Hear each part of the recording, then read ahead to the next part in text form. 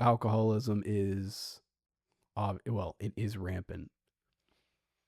But I think that offering any type of guidance that we can to anyone listening, but I kind of might focus on young men and women who, maybe have started their relationship with alcohol in a disordered way. And, I think if one is experiencing a serious addiction, that they need to seek proper help. I have a family member who was he's too young to be a severe alcoholic, and his body was actually like breaking down. So thanks be to God, he went to the hospital, and he went and to rehab, and he's in you know AA, and he's on a good path. Like, it works, it really works, because if it worked for him, it could work for anybody.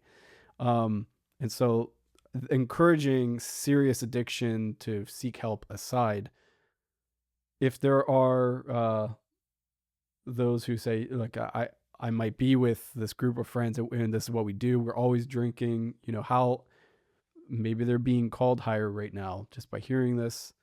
What's a practical set of steps that you might personally recommend to say, here's maybe how best to step back, look at beer, for example, with a renewed view, and then how do they step back into it in a more reverent relationship with it, and so it can be an actual aid and not you know um, a tool of the devil, basically.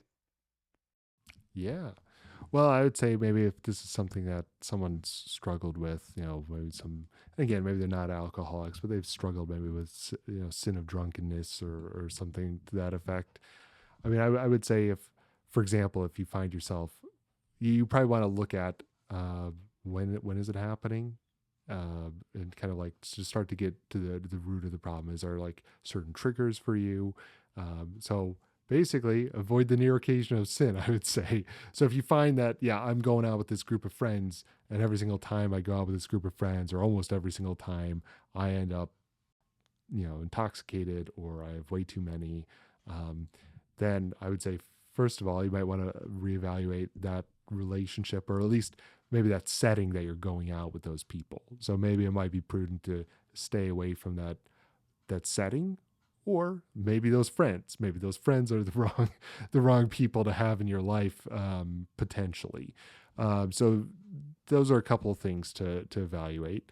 Um, Certainly, if it's something that you find yourself drinking too much, like at home, and it's not tied to an event, then it may be worth just purging everything out of your house, right? I mean, I would say the same thing if someone was struggling with maybe overeating. Like, hey, if you have a whole freezer full of ice cream, you might want to get rid of the freezer full of ice cream if you're serious about losing weight or getting healthy, right? Because as soon as you have it in your life, it might trigger you.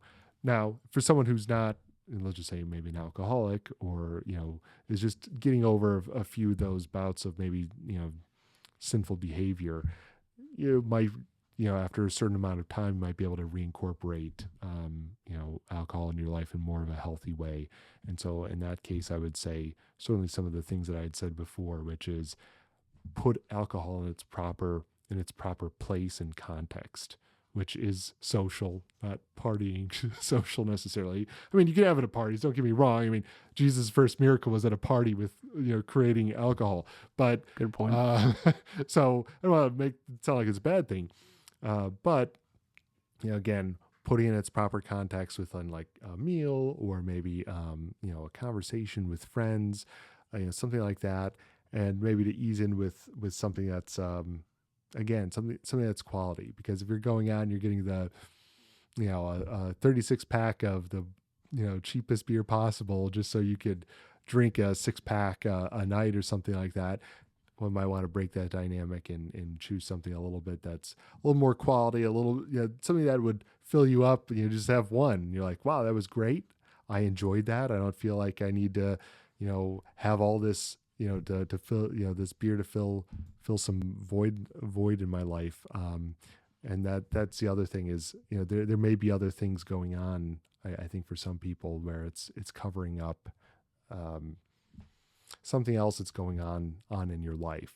So that's the other thing. It's not just about necessarily like, oh, getting rid of the beer, the near occasional sin. That's great. You should do those things, but it may also just be covering up for some other sin, some other stressor in your life, in which case those Maybe other it's things probably need to be idleness. addressed. Yeah. Oh yeah. Yeah.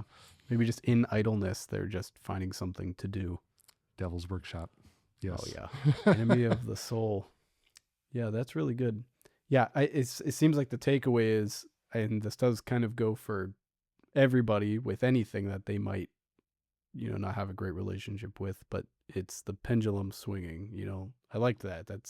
Yeah. So take a break from it. Let the pendulum swing the total opposite way. It's a lot easier to come back to the middle then and have that balanced relationship with it. Yes. Exactly. Thank you so much for listening. If you enjoyed this, please share it, as well as liking it and subscribing if you'd like to hear more conversations like this, and then also supporting the show so that it can continue to be made. Thank you so much. God bless.